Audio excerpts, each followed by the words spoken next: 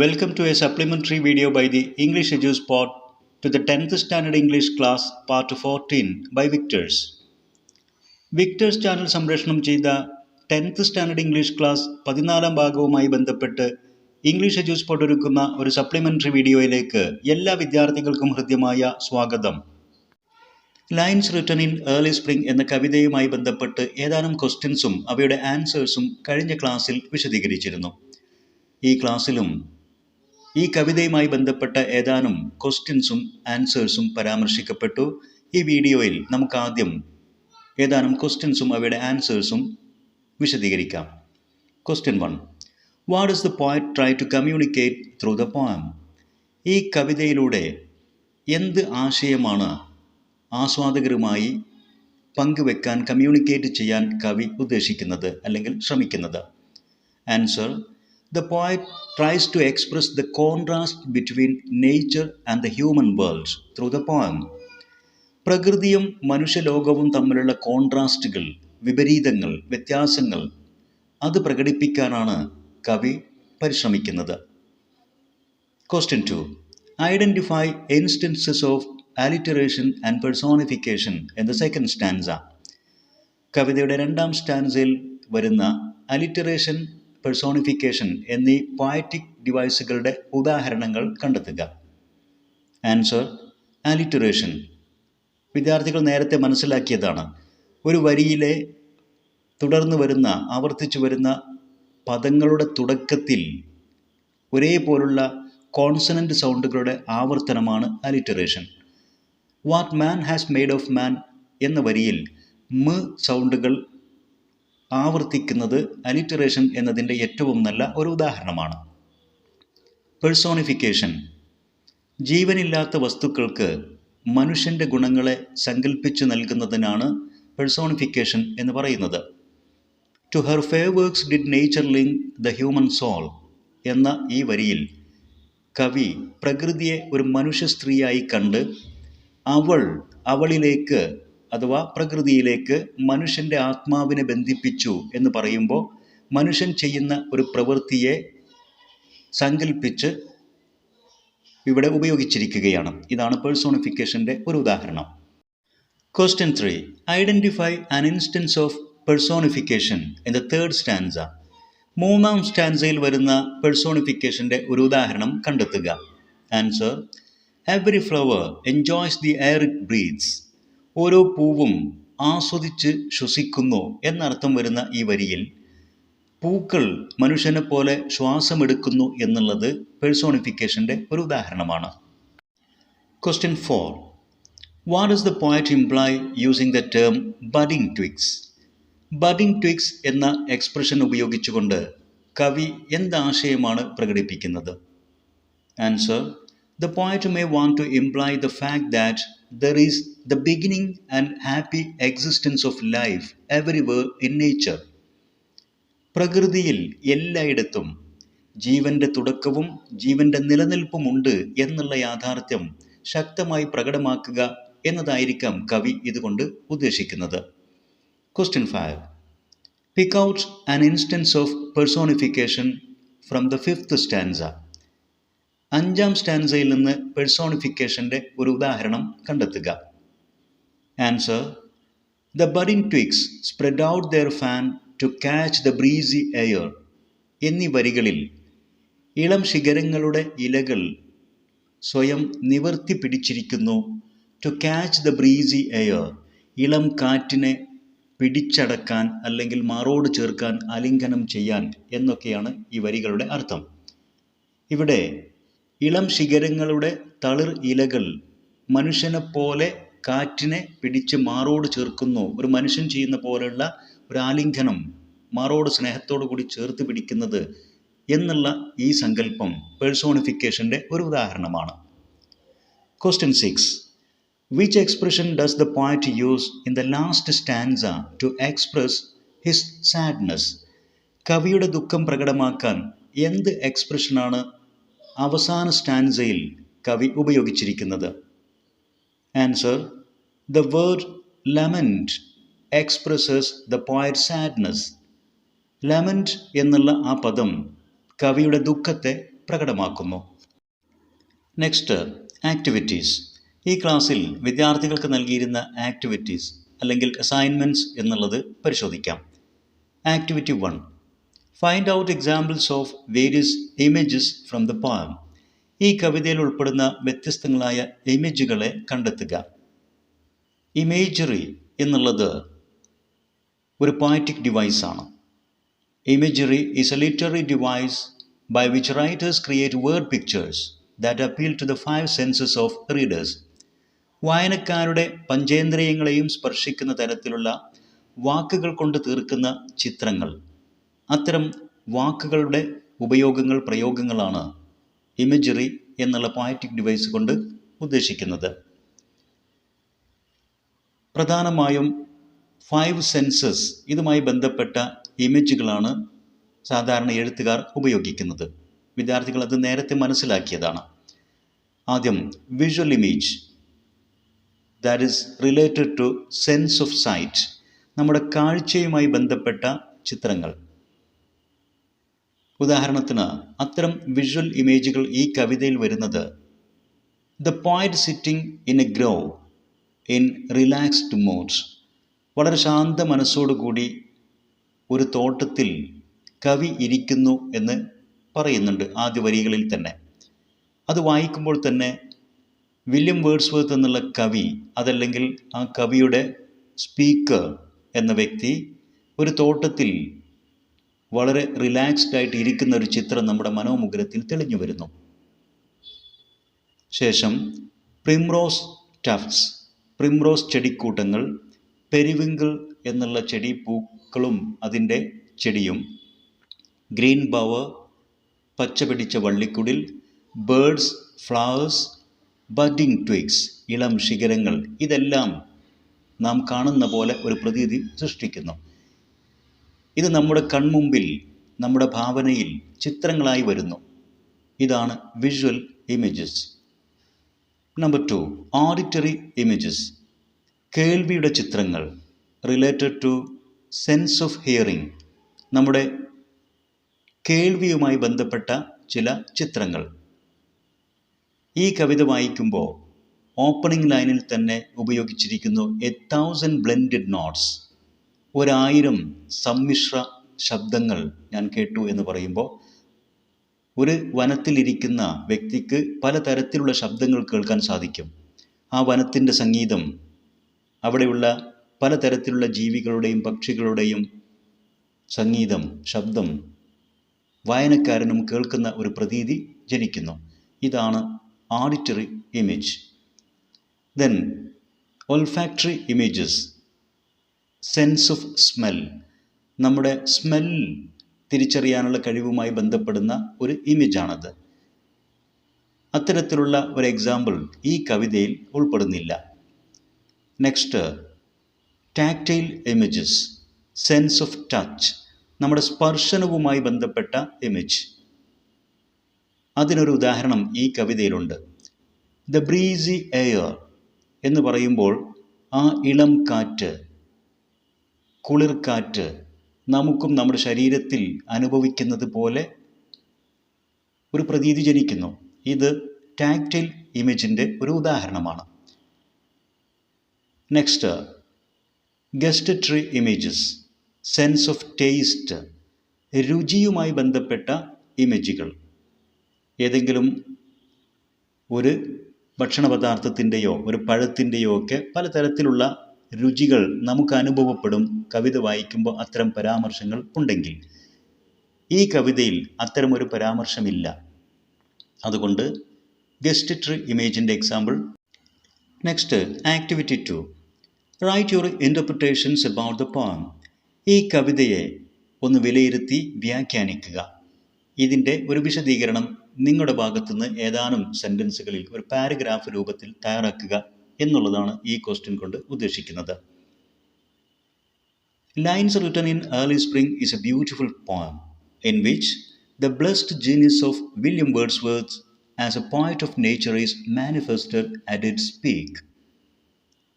Lines written in early spring എന്നുള്ളത് അതിമനോഹരമായ ഒരു കവിതയാണ്. ആ കവിതയിൽ വില്യം വേർഡ്സ്വർത്ത് എന്നുള്ള പ്രകൃതിയുടെ കവിയുടെ വരദാനമായി അദ്ദേഹത്തിന് ലഭിച്ചിരിക്കുന്ന പ്രതിഭ, ജീനിയസ്, അത് അതിൻ്റെ മൂർധന്യ അവസ്ഥയിൽ തന്നെ പ്രകടമാകുന്നു. അത്തരത്തിലുള്ള അതിമനോഹരമായ ഒരു കവിതയാണിത്. The poem expresses the mixed feelings of the poet. കവിയുടെ സമ്മിശ്ര വികാരങ്ങളാണ് ഈ കവിതയിലൂടെ പ്രകടമാകുന്നത്. ദുഃഖവും സന്തോഷവും പ്രകടമാകുന്നുണ്ട്. The sounds and sights of nature make him blissful. പ്രകൃതിയിലെ കാഴ്ചകളും ശബ്ദങ്ങളും കവിയെ ബ്ലിസ്ഫുൾ ആക്കുന്നു, ഹാപ്പി ആക്കുന്നു, വളരെയധികം ആഹ്ലാദഭരിതനാക്കുന്നു. But at the same time, his thoughts about the human world, that is, what man has made of man, bring sad thoughts to his mind. എന്നാൽ അതേസമയം തന്നെ മനുഷ്യലോകത്തെക്കുറിച്ച് ഓർക്കുമ്പോൾ മനുഷ്യനോട് പ്രവർത്തിക്കുന്ന ആ പ്രവർത്തനങ്ങൾ, മനുഷ്യനെതിരായിട്ടും പ്രകൃതിക്കെതിരായിട്ടും ചെയ്യുന്ന ആ പ്രവർത്തനങ്ങളെക്കുറിച്ചൊക്കെ ഓർക്കുമ്പോൾ അദ്ദേഹത്തിൻ്റെ മനസ്സിലേക്ക് ദുഃഖചിന്തകളും കടന്നു വരുന്നു. The poem is comprised of 6 quatrains, that is 4-line stanzas, with a consistent rhyme scheme of A, B, A, B. ഈ കവിതയിൽ 6 സ്റ്റാൻസുകളാണുള്ളത്, 6 quatrains. ക്വാട്രെയിൻ എന്നതുകൊണ്ട് അർത്ഥമാക്കുന്നത് 4-line stanza. അങ്ങനെ 4 വരികൾ അടങ്ങുന്ന 6 സ്റ്റാൻസുകൾ അഥവാ 6 ക്വാട്രെയിൻസ് അടങ്ങുന്ന ഈ കവിതയ്ക്ക് വളരെ കൺസിസ്റ്റൻ്റ് ആയിട്ടുള്ള, സ്ഥിരതയുള്ള, കൃത്യതയാർന്ന ഒരു റൈം സ്കീമുമുണ്ട്. അത് എ ബി എ ബി എന്നാണ്. Everything in nature, budding twigs, plants, flowers, birds, etc. has a coexistence in perfect harmony. പ്രകൃതിയിൽ എല്ലാ വസ്തുക്കൾക്കും, ഈ കവിതയിൽ പരാമർശിക്കുന്ന ഇളം ശിഖരങ്ങൾ, മറ്റ് ചെടികൾ, പൂക്കൾ, പക്ഷികൾ, ഇവയെല്ലാം തന്നെ അവയ്ക്കെല്ലാം ഒരു കോഎക്സിസ്റ്റൻസ്, ഒരു സഹവർത്തിത്വമുണ്ട്. ഇൻ പെർഫെക്റ്റ് ഹാർമണി, തികഞ്ഞ സൗഹാർദ്ദത്തിൽ, യോജിപ്പിൽ. This holy plan of nature fills the grove where the poet sits reclined with pleasure. പ്രകൃതിയുടെ ഹോളി പ്ലാനാണ് ഈ കോഎക്സിസ്റ്റൻസ് ഇൻ പെർഫെക്റ്റ് ഹാർമണി എന്നുള്ളത്. അത് പ്രകൃതിയിൽ നിറഞ്ഞു നിൽക്കുന്നു. പ്രത്യേകിച്ച് കവി ഇരിക്കുന്ന ആ ഗ്രോവിൽ അത് നിറച്ചിരിക്കുന്നു. വിത്ത് പ്ലഷർ, സന്തോഷം കൊണ്ട് പ്രകൃതിയാകെ, പ്രത്യേകിച്ച് ആ ഗ്രോവിൽ സന്തോഷം നിറഞ്ഞിരിക്കുന്നു. Where the poet sits reclined, ആ ഗ്രോവിലാണ് വളരെ ആശ്വാസം കൊണ്ട് കവി ഇരുന്നിരുന്നത്. This poem is rich with various figures of speech. വിവിധങ്ങളായിട്ടുള്ള ഫിഗേഴ്സ് ഓഫ് സ്പീച്ച് കൊണ്ട് ഈ കവിത സമ്പന്നമാണ്. And it reiterates Wordsworth's mark as a nature poet in the field of English literature. English സാഹിത്യ മേഖലയിൽ വില്യം വേർഡ്സ്വർത്ത് എന്ന പ്രകൃതിയുടെ കവിയുടെ പ്രശസ്തി അരക്കിട്ടുറപ്പിക്കുന്ന, വളരെ ശക്തമായി പ്രകടമാക്കുന്ന ഒരു കവിത കൂടിയാണ് lines written in early spring എന്നുള്ള ഈ കവിത. Next activity 3 is to prepare a note of appreciation of this poem. ഈ കവിതയുടെ ഒരു അപ്രീസിയേഷൻ നോട്ട് തയ്യാറാക്കുക എന്നുള്ളതാണ് അടുത്ത ആക്ടിവിറ്റി. വിദ്യാർത്ഥികൾ ഒരു അപ്രീസിയേഷൻ നോട്ട് തയ്യാറാക്കുമ്പോൾ ശ്രദ്ധിക്കേണ്ടതായ ചില കാര്യങ്ങളുണ്ട്. നിങ്ങളിത് നേരത്തെ പഠിച്ചതാണ്. നിങ്ങളുടെ 9th ക്ലാസ് ഇംഗ്ലീഷ് ടെക്സ്റ്റ് ബുക്കിൽ ഇതിൻ്റെ ഒരു ഗൈഡ് ലൈൻ നൽകിയിട്ടുണ്ട്. അതൊരിക്കൽ കൂടെ നമുക്കൊന്ന് പരിശോധിക്കാം. Guidelines to prepare a note of appreciation. Introduction. ആദ്യം ഒരു ഇൻട്രൊഡക്ഷൻ വേണം, നല്ല ഒരു തുടക്കം. അതിൽ about the author, main theme, കവിതയെക്കുറിച്ചും കവിതയുടെ ഓഥറെക്കുറിച്ചും പരാമർശിക്കണം. കവിതയുടെ പ്രധാന ആശയവും അതിൽ ഉൾപ്പെടുത്താൻ ശ്രമിക്കുക. Literal meaning. കവിതാ വരികളിൽ ഉപയോഗിച്ചിരിക്കുന്ന വാക്കുകളുടെ അർത്ഥം, യഥാർത്ഥ മീനിങ് എന്താണെന്നുള്ളത് വിശദീകരിക്കുക. അതായത് പാരഫ്രേസ് ചെയ്യുക ഓരോ വരികളുടെയും ബാഹ്യമായ അർത്ഥം. ഇമേജറി. നേരത്തെ വിശദീകരിച്ച പോലെ പലതരത്തിലുള്ള ഇമേജുകൾ ഉണ്ടായിരിക്കും. അതെല്ലാം അപ്രീസിയേഷൻ നോട്ടിൽ വിശദീകരിക്കുകയോ ഉൾപ്പെടുത്തുകയോ ചെയ്യുക. Lyrical qualities. കവിത വരികളുടെ ഗുണം, അതിൻ്റെ പ്രത്യേകതകളൊക്കെ വിശദീകരിക്കുക. ഉദാഹരണത്തിന് സൗണ്ട് എന്ന് പറയുമ്പോൾ കവിതയുടെ റൈം സ്കീം, അലിറ്ററേഷൻ, ആസൊനൻസ്, റിതം, താളഭംഗി ഇതൊക്കെ ഉൾപ്പെടുത്തുക. ഫിഗറേറ്റീവ് മീനിങ്, നേരത്തെ ലിറ്ററൽ മീനിങ് എന്ന് പറഞ്ഞത് ഒരു പദം കൊണ്ട് അർത്ഥമാക്കുന്ന ബാഹ്യമായ അതിൻ്റെ യഥാർത്ഥ അക്ഷരാർത്ഥം എന്ന് നമ്മൾ പറയുന്നത്. എന്നാൽ കവിതകൾക്ക് ഇന്നർ മീനിങ്ങുകൾ ഉണ്ടായിരിക്കും, ആന്തരിക അർത്ഥം. അതാണ് ഫിഗറേറ്റീവ് മീനിങ് കൊണ്ട് അർത്ഥമാക്കുന്നത്. അവിടെയാണ് നാം പോയറ്റിക് ഡിവൈസസ്, അതിലെ സിമിലി, മെറ്റഫർ, പെർസോണിഫിക്കേഷൻ തുടങ്ങിയ കാര്യങ്ങളൊക്കെ നാം ഈ ഫിഗറേറ്റീവ് മീനിങ് വിശദമാക്കാൻ വേണ്ടി നാം ഉൾപ്പെടുത്തേണ്ടി വരും. ദെൻ മെസ്സേജ്, കവിത നൽകുന്ന മെസ്സേജ് അപ്രീസിയേഷൻ നോട്ടിലൂടെ വ്യക്തമാക്കുക. Message is conveyed, justification. അതുകൊണ്ട് കവിത നൽകുന്ന ഒരു ഗുണപാഠം അല്ലെങ്കിൽ ഒരു സന്ദേശം ഉണ്ടായിരിക്കും, അത് ഉൾപ്പെടുത്തുക. ദെൻ കൺക്ലൂഷൻ, അപ്രീസിയേഷൻ നോട്ട് അവസാനിപ്പിക്കുക. അപ്പോൾ നാം കവിതയെക്കുറിച്ച് ഒരു ഇവാലുവേഷൻ, കവിതയുടെ ഗുണം ഒക്കെ പ്രകടമാക്കുന്ന രൂപത്തിൽ വളരെ ഇഫക്റ്റീവായിട്ടാണ് ഈ അപ്രീസിയേഷൻ നോട്ട് അവസാനിപ്പിക്കേണ്ടത്. നല്ല ഒരു തുടക്കവും നല്ല ഒരു ഒടുക്കവും വേണം എന്നർത്ഥം. Next, prepare an appreciation note of the poem. ഈ കവിതയുടെ അപ്രീസിയേഷൻ നോട്ട് തയ്യാറാക്കുക എന്നുള്ളതാണ്. ഈ കവിതയുടെ അപ്രീസിയേഷൻ നോട്ട് നേരത്തെ തയ്യാറാക്കി വളരെ വിശദമായിട്ട് മലയാളത്തിൽ വിശദീകരിച്ച ഒരു video English edu spot upload ചെയ്തിട്ടുണ്ട്. ആ വീഡിയോയുടെ ലിങ്ക് ഇവിടെ ഡിസ്ക്രിപ്ഷൻ ഭാഗത്ത് നൽകുന്നുമുണ്ട്. വിദ്യാർത്ഥികൾ ഈ അപ്രീസിയേഷൻ നോട്ട് വായിച്ച് മനസ്സിലാക്കാൻ നിർബന്ധമായും ആ വീഡിയോ കണ്ട് കാര്യങ്ങൾ ഒന്നുകൂടെ മനസ്സിലാക്കാൻ ശ്രമിക്കുക. ഇവിടെ നാം വിശദീകരിക്കുന്നില്ല, ഈ അപ്രീസിയേഷൻ നോട്ട് ഒന്ന് വായിച്ചു പോവുക മാത്രമാണ് ചെയ്യുന്നത്. The poem Lines Written in Early Spring, which celebrates the relation between man and nature, is written by the most celebrated poet of nature, William Wordsworth. The poet rejoices in the sights and sounds of nature and at the same time laments on what man has made of man. The poet talks about the coexistence in the world of nature and exposes the disharmony and cruelties in the human world.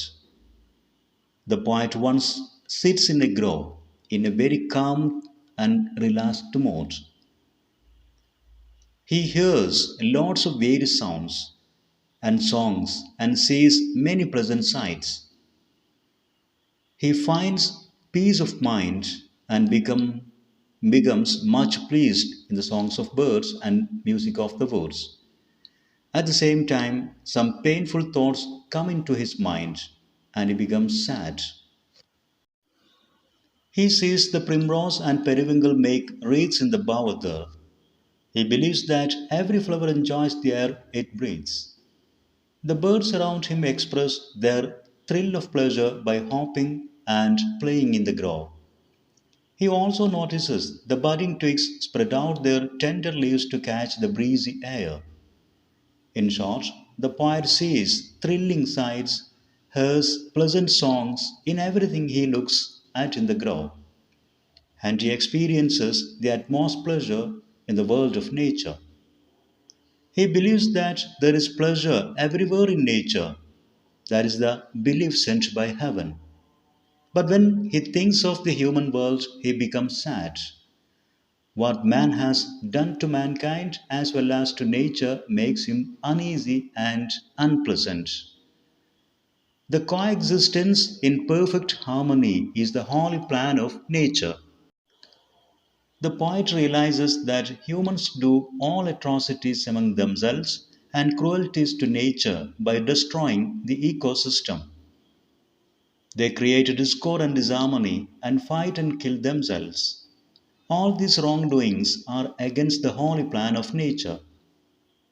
The poem becomes much appealing because of its sublimity of its theme and beauty of lines and the abundant use of various poetic devices. The poet uses hyperbole when he says that he heard 1,000 blended notes. He addresses nature as a person and calls it her. He makes the flowers breathe the air and makes the tender leaves of budding twigs catch the breezy air. All these are perfect examples of personification. A beautiful instance of the alliteration can be seen in the line, "What man has made of man." The poem ends with a rhetorical question: "Have I not the reason to lament what man has made of man?" An example of the auditory image is there in "I heard a thousand blended notes." The breezy air brings to our mind a tactile image as well. Some visual images are flowers, primrose, periwinkle, birds, grove, bower, budding twigs, etc. The poem is comprised of 6 quatrains, that is 4-line stanzas with a rhyme scheme A B A B.